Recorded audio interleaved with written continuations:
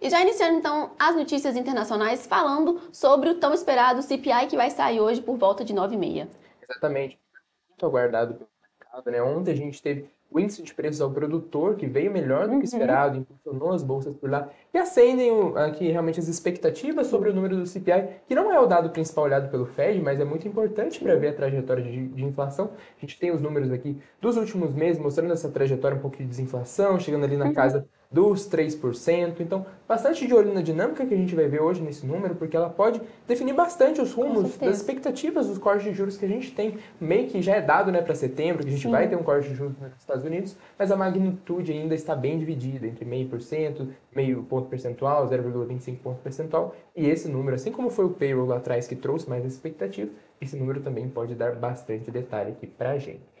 Passando agora para notícias sobre inflação ainda, só que do Reino Unido, que veio melhor do que o esperado. Exatamente, pessoal. O dado veio ligeiramente abaixo aí do consenso, esperava ali 2,3, veio 2,2, mas um pouquinho acima da meta de inflação, que é 2%.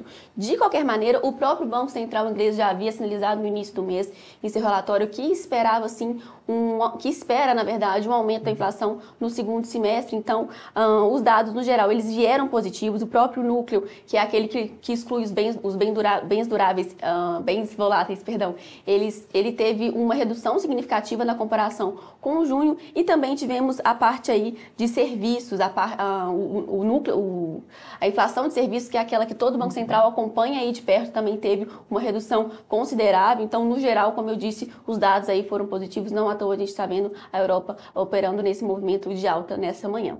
Agora falando de notícias nacionais, falando um pouquinho de serviço, mas olhando para a parte de Brasil, né, Gabs? Exatamente, o número de serviços mostrou um avanço bem expressivo, de crescimento de Sim. 1,7% em junho. O mediano das projeções ali apontavam para casa de 0,8, então é um valor bastante expressivo e assim, é o maior valor para a série histórica, o É maior bem volume de alto. serviços para a série histórica, superando o valor que a gente viu em dezembro de 2022. O legal desse número é que quando a gente olha os componentes entre as variáveis ali que impulsionam o setor de serviços, a alta foi disseminada. Então, assim, por mais que a gente tenha tido o grupo de transportes puxando com a queda dos preços das passagens aéreas, a gente teve ainda uma alta disseminada. Sim. Significa que a renda da população, que teve um aumento de renda que pressiona esse setor de serviços, foi disseminada entre diferentes setores, não ficou concentrada basicamente em um. Então, por mais que a gente tenha transportes puxando, a gente tem uma disseminação aqui entre o setor de serviços.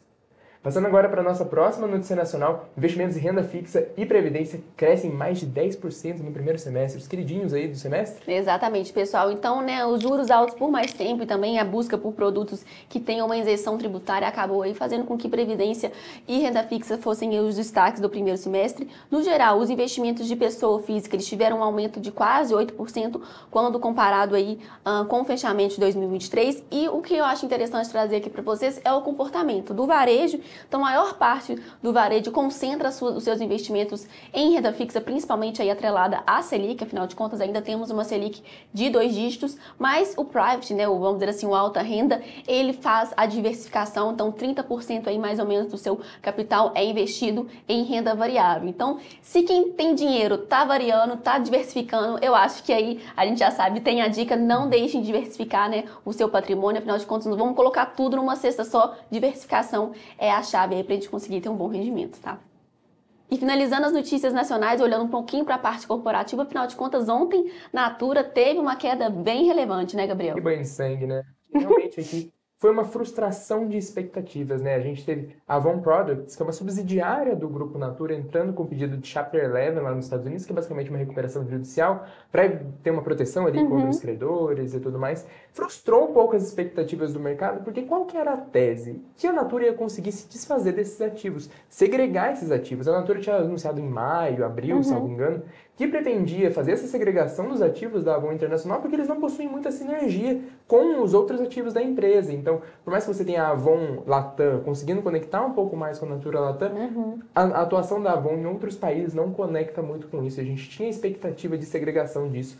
Quando a Avon Products aciona esse Chapter 11, isso é desfeito. Então, quebra um pouco a tese. Agora, a Natura fez também uma oferta de 125 milhões de dólares para comprar esses ativos de novo, né? Porque depois que você faz esse pedido de Chapter 11, os ativos eles são colocados à venda para pagar os credores. A Avon teve que fazer, a Natura, perdão, teve que fazer agora essa oferta também para ter os ativos ali dentro e tentar segregar esses passivos na estrutura da Avon. O fato é que quebrou um pouco o encanto que se esperava com essa divisão entre as empresas. Toro Investimentos, uma empresa do Grupo Santander.